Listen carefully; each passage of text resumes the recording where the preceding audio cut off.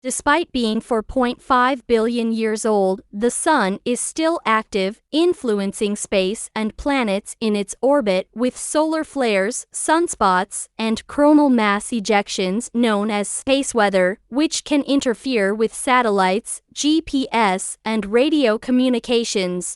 NASA and other agencies worldwide monitor the Sun and the weather it creates 24/7 with spacecraft like the Solar Dynamic Observatory (ASTO), which captured this image using its advanced imaging assembly.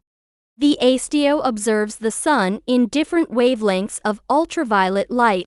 The teal assigned to this wavelength shows temperatures above 18 million degree F, 10 million degree C, as well as cool plasmas around 720,000 degree F, 400,000 degree C.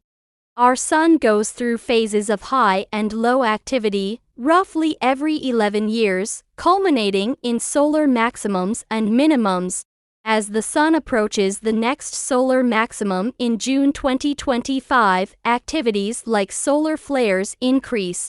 A recent strong solar flare occurred on March 28 at 10:33 p.m. ET, March 29 at 0:33 UTC, classified as an X1 to flare.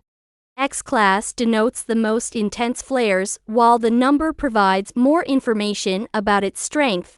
Image description: an X-class flare, captured in 2017, shows the swirling surface of the Sun, in shades of blue, with bright blue spots and flares emanating from its surface, with the brightest flare on the lower right portion of the star.